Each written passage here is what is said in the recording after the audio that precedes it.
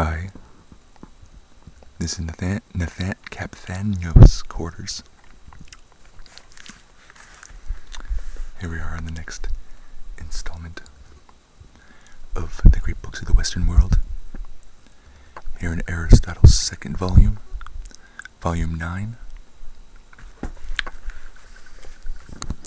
The 10-year reading list brings us to Ethics, Book 1, Nicomachean Ethics.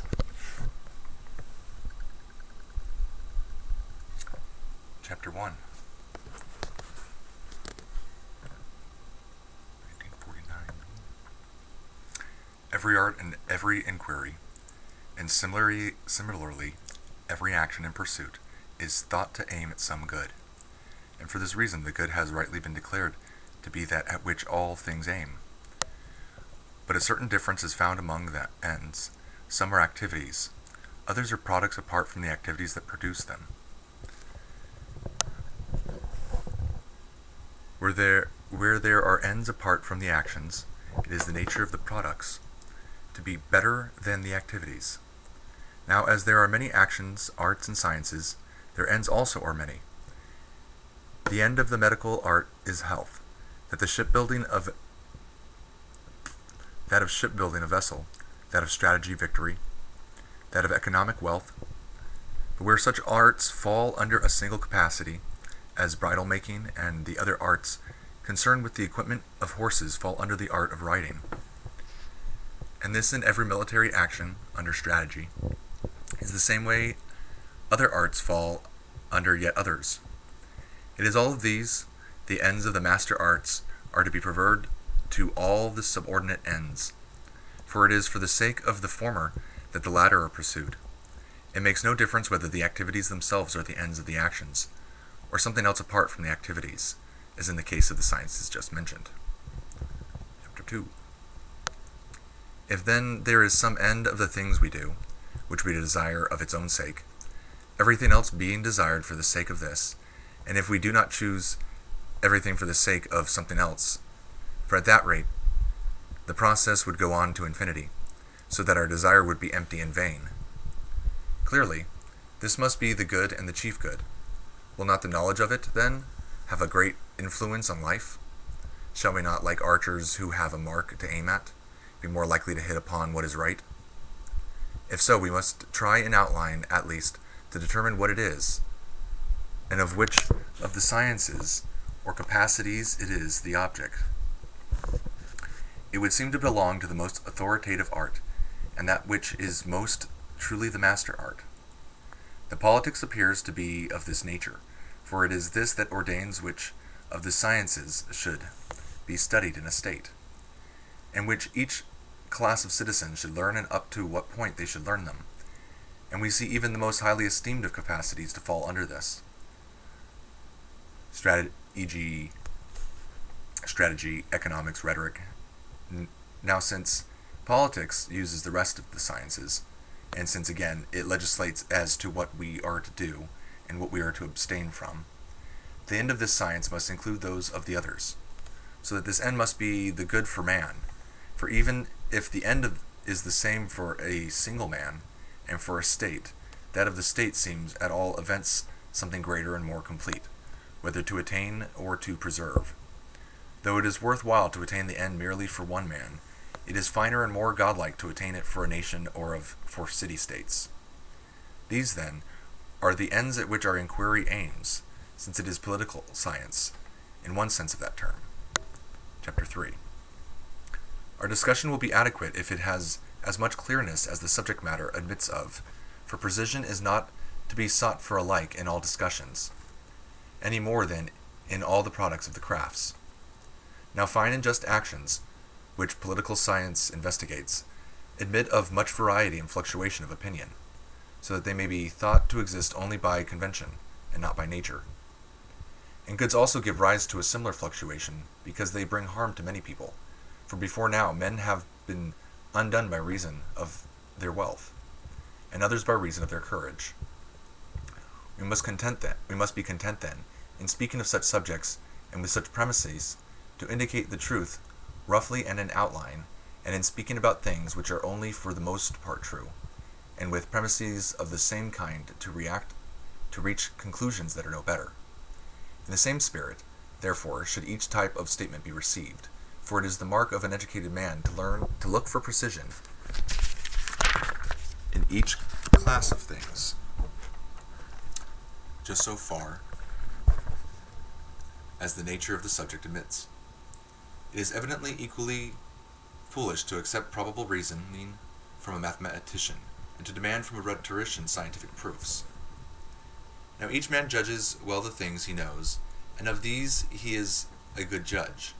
And so the man who has been educated in a subject is a good judge of that subject, and the man who has received an all-around education is a good judge in general. Hence a young man is not a proper hearer of lectures on political science, for he is inexperienced in the actions that occur in life. But its discussions start from these, and are about these, and further, since he tends to follow his passions, his study will be vain and unprofitable, because the end aimed at is not knowledge but action, and it makes no difference whether he is young in years or youthful in character. The defect does not depend on time, but on his living, and pursuing each successive object, as passion directs, for to such persons as to the incontinent. Knowledge brings no profit, but to those who desire and act in accordance with a rational principle, knowledge about such matters will be of great benefit. These remarks about the student, the sort of treatment to be expected, and the purpose of the inquiry, may be taken as our preface.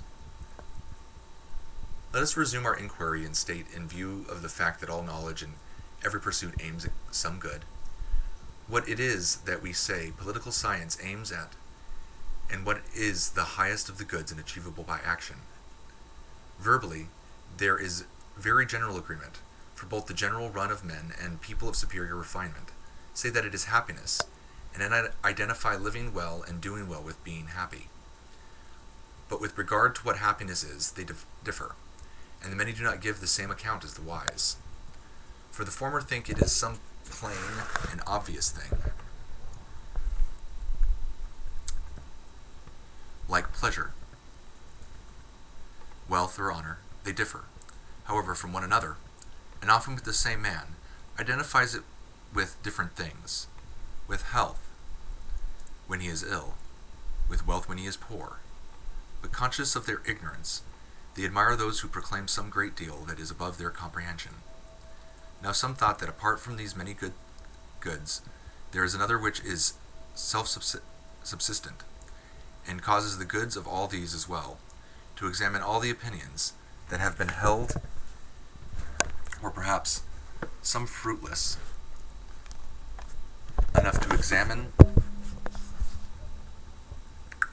those that are most prevalent or that seem to be arguable.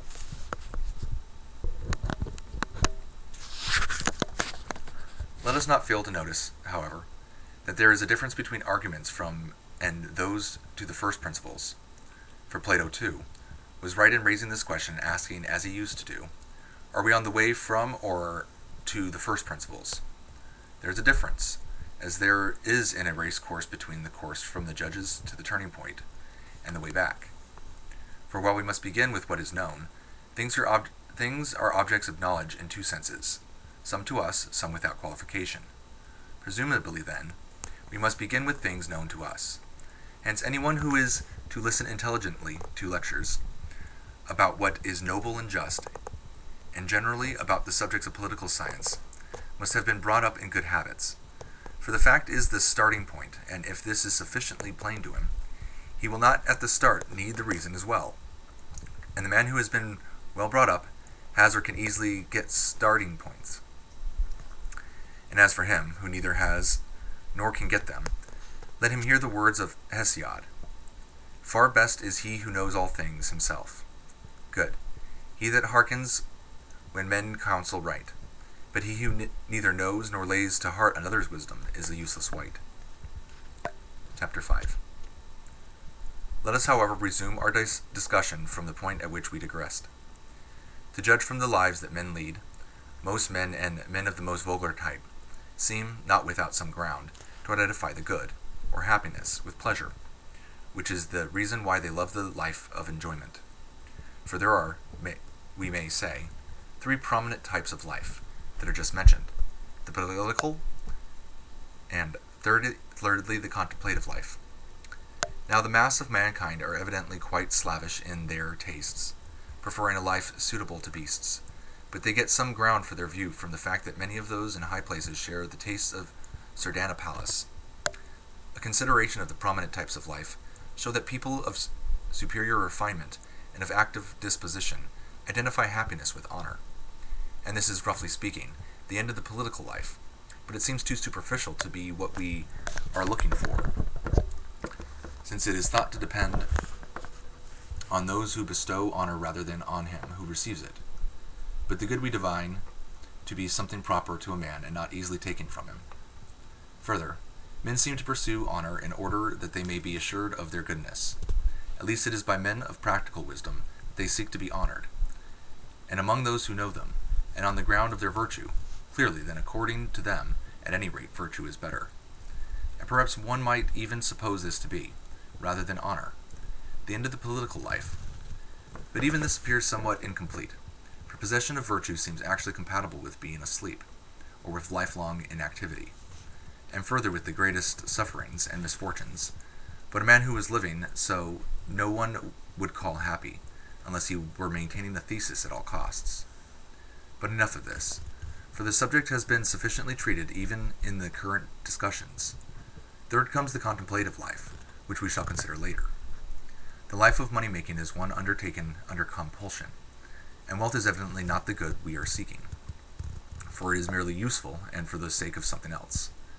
And so one might rather take the aforementioned objects to be ends, for they are loved for themselves. But it is evident that not even these are ends, yet many arguments have been thrown away in support of them. Let us leave this subject then. Chapter 6. We had perhaps better consider the universal good, and discuss thoroughly what is meant by it, although such an inquiry is made an uphill one by the fact that the forms have been introduced by friends of our own. Yet it would perhaps be thought to be better, indeed to be our duty, for the sake of maintaining the truth, even to destroy what touches us closely, especially as we are philosophers or lovers of wisdom. For while both are dear, piety requires us to honor truth above our friends. The men who introduced this doctrine did not posit ideas of classes, within which they recognized priority and posteriority, which is the reason why they did not maintain the existence of an idea embracing all numbers. But the term good is used both in the category of substance and in that of quality and in of relation. And that which is per se, i.e., substance, is prior in nature to the relative, for the latter is like an offshoot and accident of being, so that there could not be a common idea set over all these goods. Further, since good has as many senses as being, for it is predicated, both in the category of substance, as of God and of reason, and in quality, i.e., of the virtues, and in quantity, i.e., of that which is moderate and in relation, i.e., of the useful and in time, i.e., of the right opportunity and in place, i.e., of the right locality and the like. Clearly, it cannot be something universally present in all cases and single, for then it could not have been predicated in all the categories, but in only one only. Further, since the things answering to one idea, there is one science, there would have been one science of all the goods. But as it is, there are many sciences even of the things that fall under one category, e.g., of opportunity. For opportunity in war is studied by strategics, and in disease by medicine. And the moderate in food is studied by medicine, and in exercise by the science of gymnastics. And one might ask the question, what in the world they mean by a thing itself, if, as is the case, in man himself.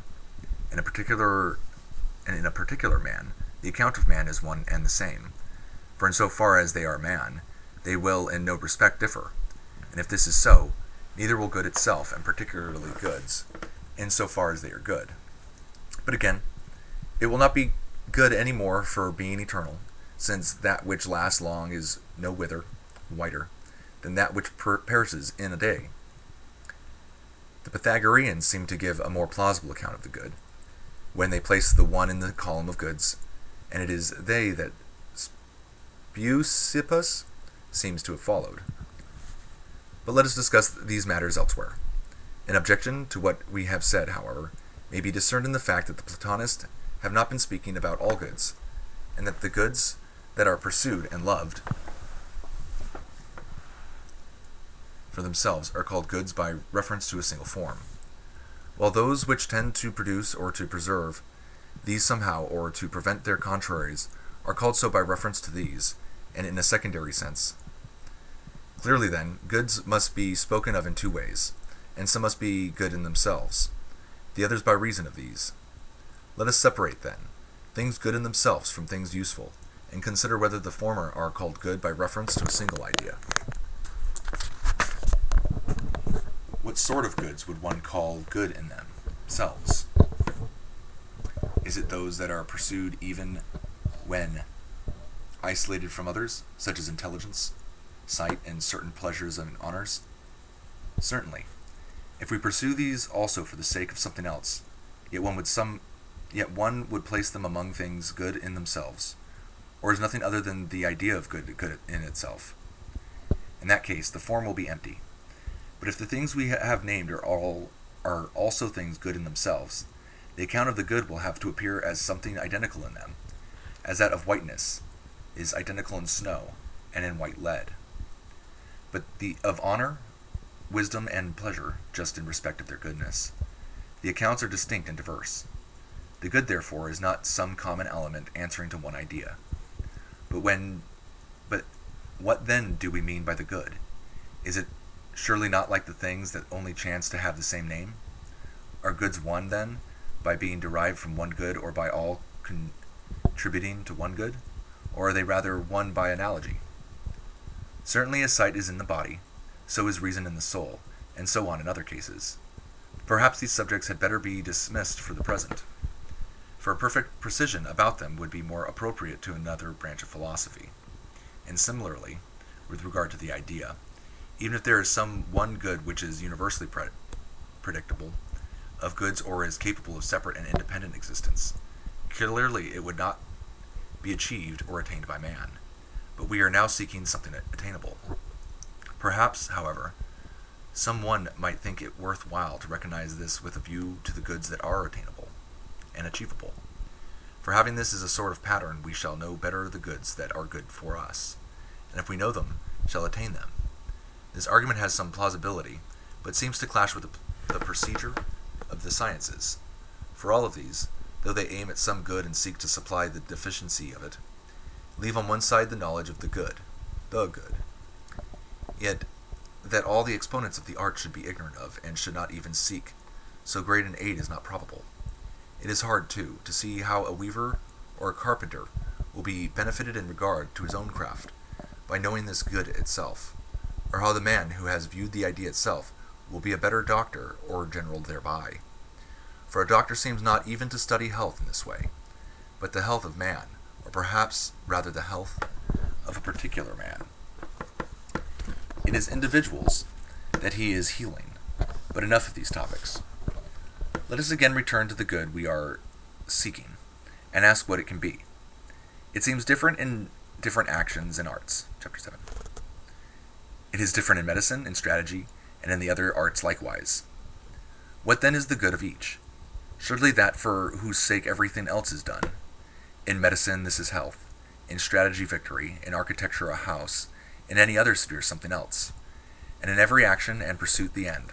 For it is for the sake of this that all men do whatever else they do. Therefore, if there is an end for all that we do, this will be the good achievable by action, and if there are more than one, these will be the goods achievable by action. So the argument has, by a different course, reached the same point. But we must try to state this even more clearly, since there are evidently more than one end, and we choose some of these, e.g., wealth, flutes, and in general instruments, for the sake of something else. Clearly not all ends are final ends, but the chief good is evidently something final. Therefore, if there is only one final end, this will be what we are seeking, and if there are more than one, the most final of these will be what we are seeking. Now we call that which is in itself worthy of pursuit more final than that which is worthy of pursuit for the sake of something else, and that which is never desirable for the sake of something else more final, than the things that are desirable both in themselves and for the sake of that other thing, and therefore we call final without qualification, that which is always desirable in itself, and never for the sake of something else. Now such a thing, happiness, above all else, is held to be. For this we choose always for itself, and never for the sake of something else, but honor, pleasure, reason, and every virtue we choose indeed for themselves. For if nothing resulted from them, we should still choose each of them. But we choose them also for the sake of happiness, judging that by means of them we shall be happy. Happiness, on the other hand, no one chooses for the sake of these, nor in general for anything other than itself. From the point of view of self-sufficiency, the same result seems to follow, for the final good is thought to be self-sufficient. Now by self-sufficient, we do not mean that which is sufficient for a man by himself, for one who lives a solitary life, but also for parents, children, wife, and in general for his friends and fellow citizens, since man is born for citizenship. But some limit must be set to this, for if we extend our requirement to ancestors and descendants and friends, we are in for an infinite series. Let us examine this question, however, on another occasion. The self-sufficient we now define as that which, when isolated, makes life desirable, and lacking in nothing. And such we think happiness to be, and further we think it most desirable of all things, without being counted as one good, thing among others. If it were so counted, it would clearly be made more desirable by the addition of even the least of goods. For that which is added becomes an excess of goods, and of goods that the greater is always more desirable. Happiness, then, is something final and self-sufficient, and is the end of action. Presumably, however, to say that happiness is the chief good seems a platitude, and a clearer account of what it is still desired. This might perhaps be given, if we could first ascertain the function of man. For just as for a flute player, a sculptor, or an artist, and in general for all things that have a function or activity, the good and the well is thought to reside in the function, so would it seem to be for man if he has a function.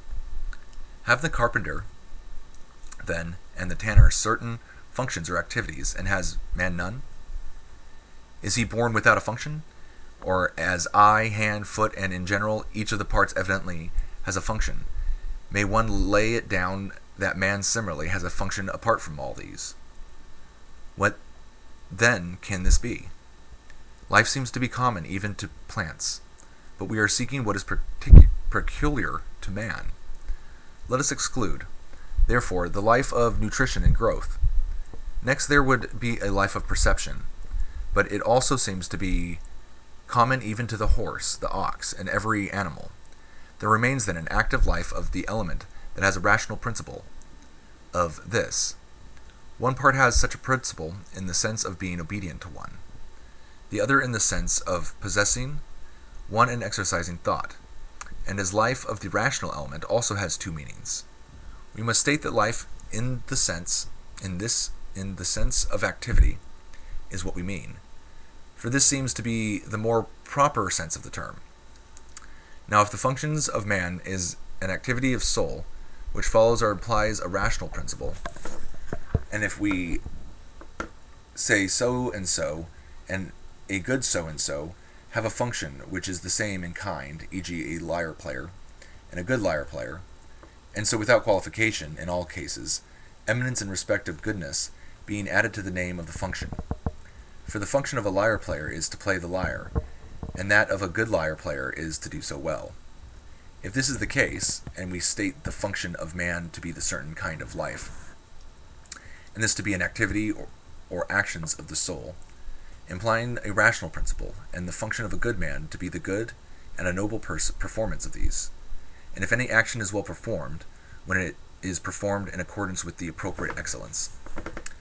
If this is the case, human good turns out to be the activity of soul in accordance with virtue, and if there are more than one virtue, in accordance with the best and most complete. But we must add in a complete life, for one swallow does not make a summer, nor does one day and so too one day, or a short time, does not make a man blessed and happy. Let this serve as an outline of the good, for we must presumably first sketch it roughly, and then later fill in the details. But it would seem that any one is capable of carrying on and articulating what has once been well outlined, and that time is a good discoverer or partner in such a work, to which facts the advances of the arts are due, for anyone can add what is lacking, and we must also remember what has been said before, and not look for precision in all things alike, but in each class of things such precision as accords with the subject matter, and so much as is appropriate to the inquiry. For a carpenter and a geometer investigate the right angle in different ways. The former does so in so far as the right angle is useful for his work, while the latter inquires what it is or what sort of thing it is, for he is a spectator of the truth. We must act in the same way, then, in all other matters as well, that our main task may not be subordinated to minor questions. Nor must we demand the cause in all matters alike. It is enough in some cases that the fact be well established, as in the case of the first principles. The fact is the primary thing or first principle.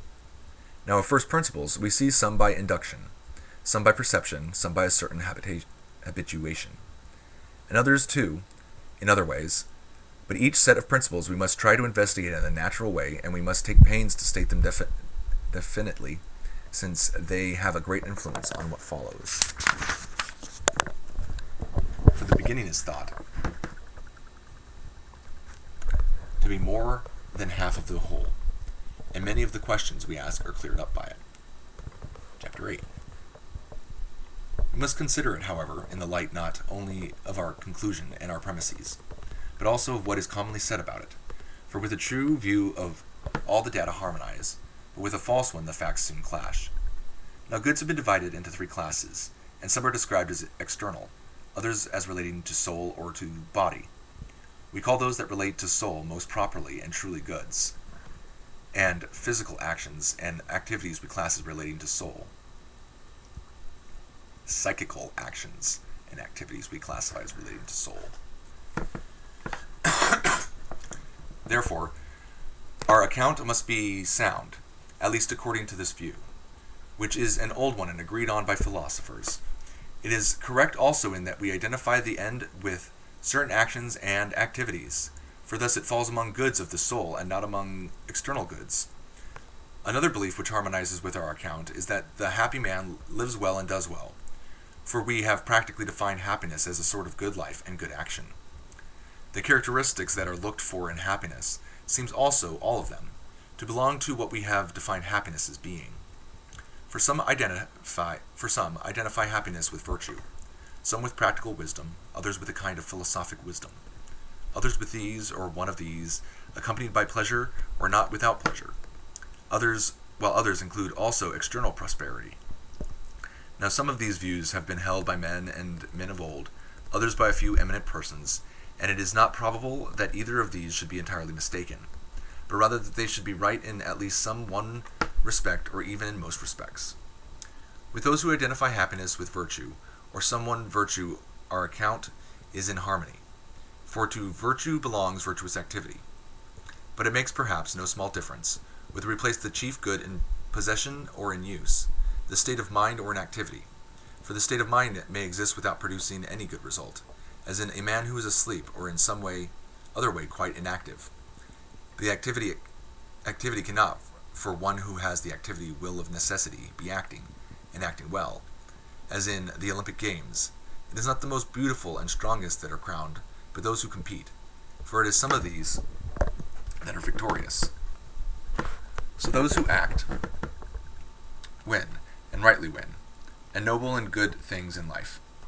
Their life is also in itself pleasant, for pleasure is a state of soul, and to each man that which he is said to be a lover of its pleasant, e.g., not only in a horse pleasant to the lover of horses, and a spectacle to the lover of sights, but also in the same way just acts are pleasant to the lover of justice, and in general virtuous acts of the lover of virtue.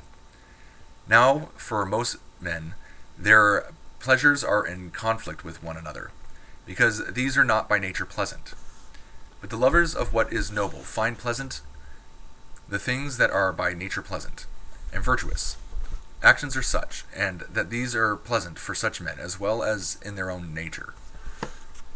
Their life, therefore, has no further need of pleasure as a sort of adventitious charm, but has its pleasure in itself. For besides what we have said, the man who does not rejoice in noble actions is not even good, since no one would call a man just who did not enjoy acting justly, nor any man liberal who would not enjoy liberal actions. And similarly, in all other cases, if this is so, virtuous actions must be in themselves pleasant. But they are also good and noble, and have each of these attributes in the highest degree.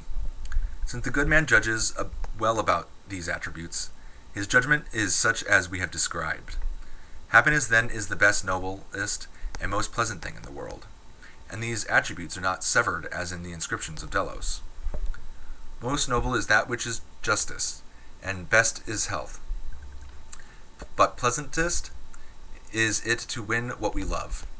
For although these properties belong to the best activities, and these or one, the best, of these we identify with happiness, yet evidently, as we said, it needs the external goods as well, for it is impossible, or not easy, to do noble acts without the proper equipment.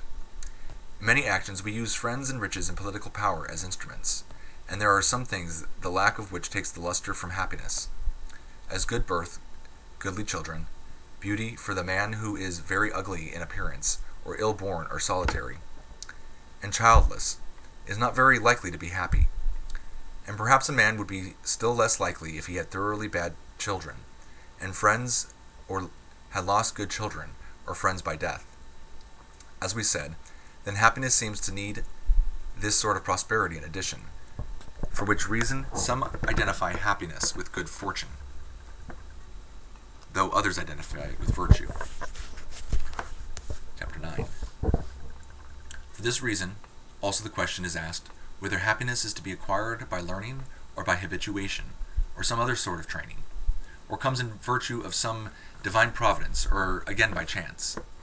Now if there is any gift of the gods to men, it is reasonable that happiness should be God-given, and most surely God-given of all human things, inasmuch as it is the best.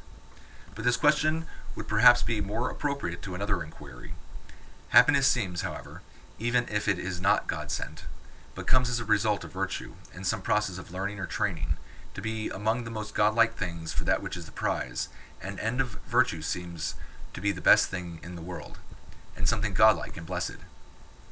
It is also this view be very generally shared, for all who are not maimed as regards their potentiality for virtue may win it by a certain kind of study and care. But if it is better to be happy thus than by chance, it is reasonable that the facts should be so, since everything that happens on the actions of nature is by nature as good as it can be, and similarly everything that depends on art, or any rational cause, and especially if it depends on the best of all causes. To entrust to chance what is greatest and most noble would be a very defective arrangement. The answer to the question we are asking is plain also from the definition of happiness, for it has been said to be a virtuous activity of soul of a certain kind. Of the remaining goods, some must necessarily pre-exist as conditions of happiness, and others are naturally cooperative and useful as instruments.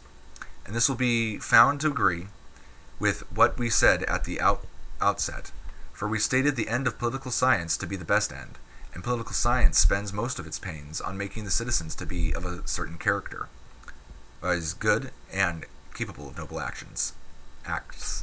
It is natural, then, that we call neither ox nor horse, nor any other of the animals happy, for none of them is capable of sharing such an activity. For this reason also a boy is not happy, for he is not yet capable of such acts, owing to his age, and boys who are called happy are being congratulated by reasons of the hopes we have for them. For there is required, as we said, not only complete virtue, but also a complete life. Since many changes occur in life, and all manner of chances, and the most prosperous may fall into great misfortunes in old age, as it is told of Priam in the Trojan cycle.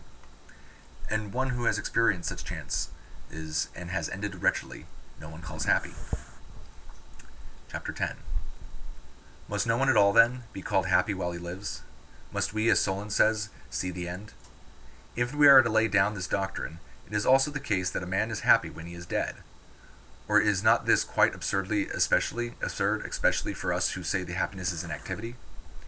But if we do not call the dead man happy, and if Solon does not mean this, but that one can safely call a man blessed as being at last beyond evils and misfortunes, this also affords matter for discussion, for both evil and good are thought to exist for a dead man, as much as for one who is alive, but not aware of them.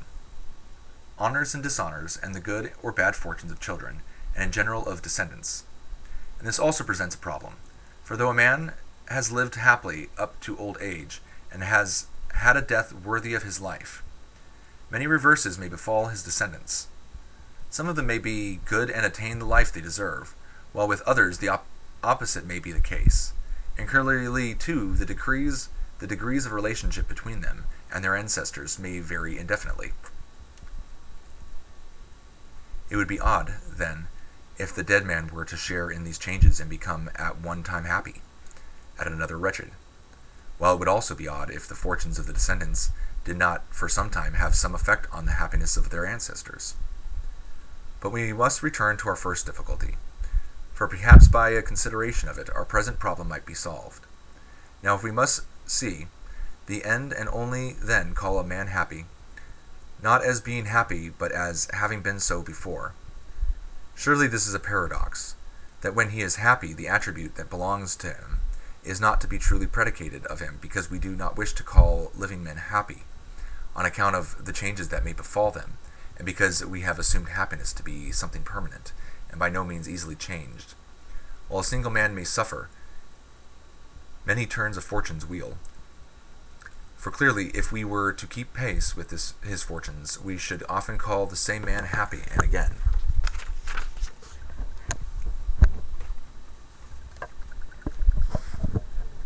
Wretched, making the man happy out to be a chameleon and insecurely based.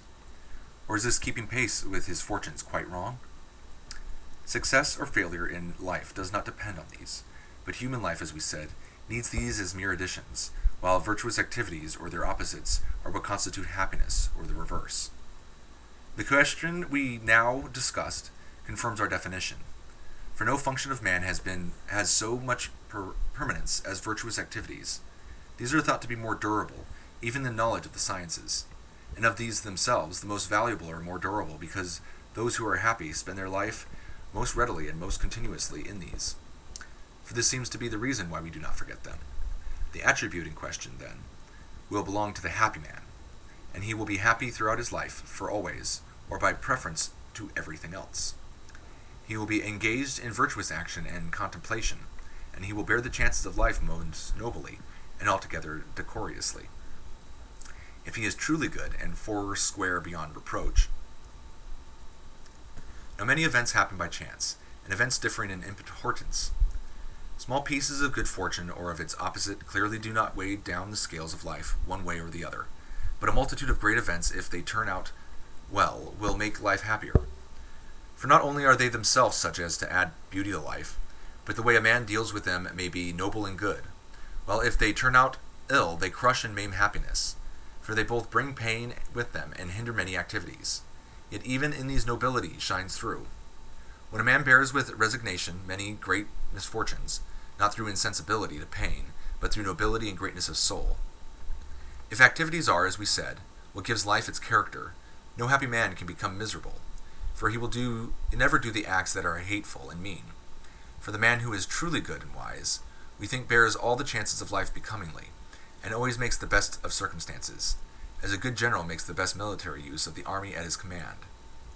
And a good shoemaker makes the best shoes out of the hides that are given him, and so with all other craftsmen. And if this is the case, the happy man can never become miserable, though he will not reach blessedness if he meets with fortunes like those of Priam. Nor again is he many-colored and changeable, for neither will he be moved from his happy state easily or by any ordinary misadventures, but only by many great ones.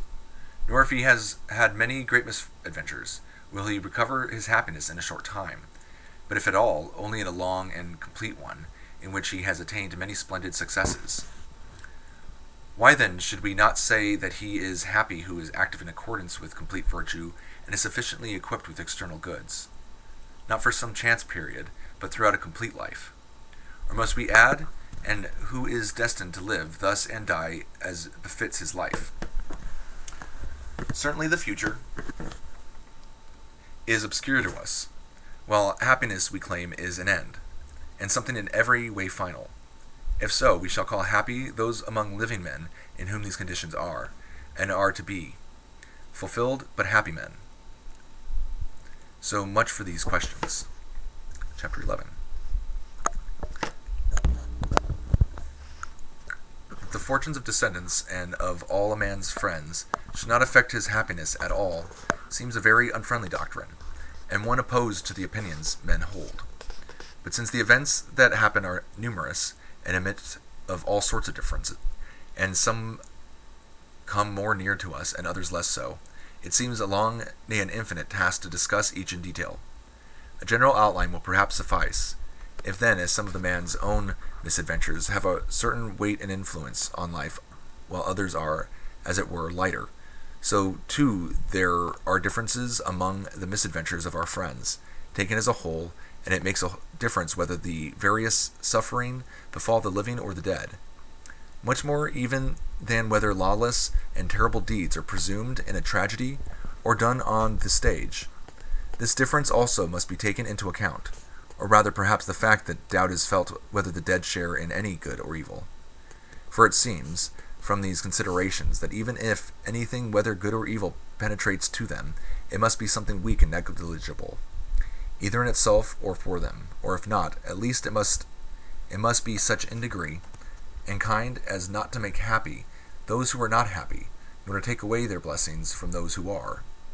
The good or bad fortunes of friends, then, seem to have some effect on the dead, but effects of such a kind and degree are neither to make the happy unhappy, nor to produce any other change of the kind.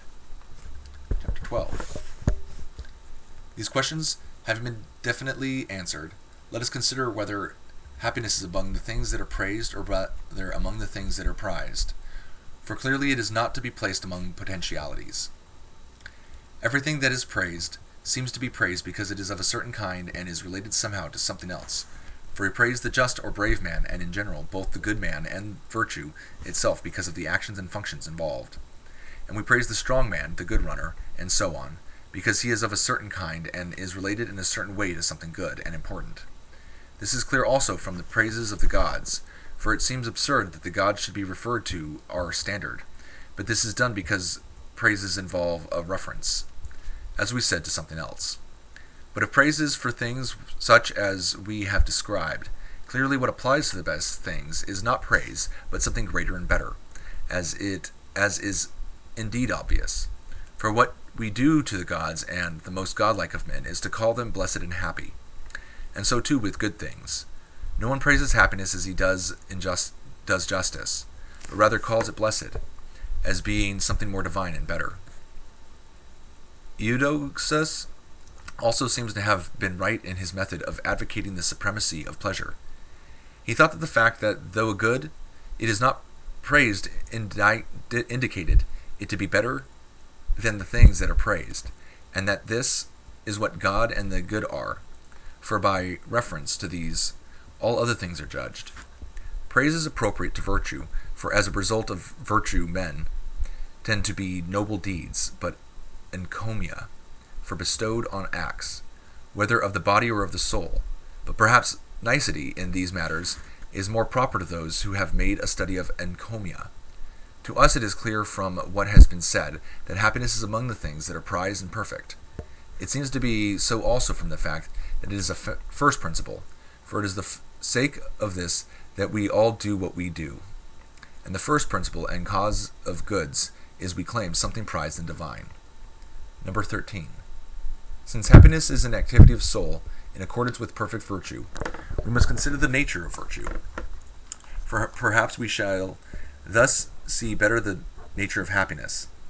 The true student of politics, too, is thought to have studied virtue above all things, for he wishes to make his fellow citizens good and obedient to the laws. As an example of this, we have the lawgivers of the Cretians and the Spartans, and any other of the kind that there may have been. And if this inquiry belongs to political science, clearly the pursuit of it will be in accordance with our original plan. But clearly the virtue we must study is human virtue, for the good we were seeking was human good, and the happiness human happiness. By human virtue we mean not that of the body, but that of the soul, and happiness also we call an activity of soul. But if this is so, clearly the student of politics must know somehow the facts about soul, as the man who is to heal the eyes or the body as a soul must know about the eyes or the body, and all the more since politics is more prized and better than medicine. But even among doctors, the best educated spend much labor on acquiring knowledge of the body. The student of politics then must study the soul, and must study it with these objects in view, and do so just to the extent which is sufficient for the questions we are discussing. For further precision is perhaps something more laborious than our purposes require. Some things are said about it adequately enough, even in the discussions outside our school, and we must use these, e.g., that one element in the soul is irrational, and one has a rational principle.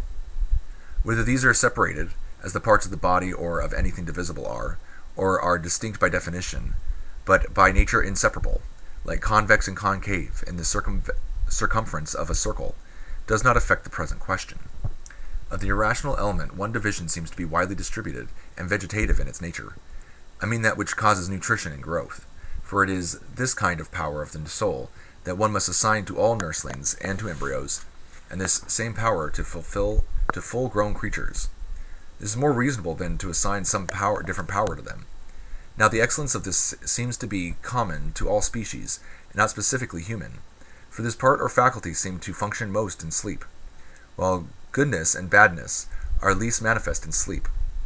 Whence comes the saying that the happy are not better off than the wretched for half their lives, and this happens naturally enough, since sleep is an activity of the soul in that respect in which it is called good or bad, unless perhaps to a small extent some of the movements actually penetrate to the soul, and in this respect the dreams of good men are better than those of ordinary people. Enough of this subject. However, let us leave the nutritive faculty alone, since it has by its nature no share in human excellence. There seems to be also another irrational element in the soul, one which is, in a sense, however, shares in a rational principle, for we raise the rational principle of the continent man and of the incontinent, and the part of their soul that has such a principle, since it urges them aright and towards the best objects. But there is found in them also another element naturally opposed to the rational principle, which fights against and resists that principle. For exactly as paralyzed limbs, when we intend to move them to the right, turn on the contrary to the left, so is it with the soul. The impulses of incontinent people move in contrary directions. But while in the body we see that which moves astray, in the soul we do not. No doubt, however, we must nonetheless suppose that in the soul too there is something contrary to the rational principle, resisting and opposing it. In what sense it is distinct from the other elements does not concern us. Now even this seems to have a share in a rational principle. As we said, at any rate in the continent man it obeys the rational principle, and presumably in the temperate and brave man it is still more obedient, for in him it speaks on all matters, with the same voice as the rational principle. Therefore, the irrational element also appears to be twofold. For the vegetative element in no way shares in a rational principle, but an appetitive and, in general, the desiring element in a sense shares in it, insofar as it listens to and obeys it. This is the sense in which we speak of taking account of one's father or one's friends. Not that in which we speak of accounting or a mathematical property, that the irrational element is in some sense persuaded by a rational principle, is indicated also by the giving of advice and by all reproof and exhortation. And if this element also must be said to have a rational principle, that which has a rational principle as well as that which has not, will be twofold, one subdivision having it in the strict sense and in itself, and the other having a tendency to obey as one does one's father. Virtue too is distinguished into kinds in accordance with this difference, for we say that some of the virtues are intellectual and others moral, philosophic wisdom and understanding, and practical wisdom being intellectual, liberal liberality and temperance moral. For in speaking about a man's character, we do not say that he is wise, or has understanding, but that he is good-tempered or temperate. Yet we praise the wise man also with respect to his state of mind. And of states of mind we call those which merit praise virtue. End of Book 1.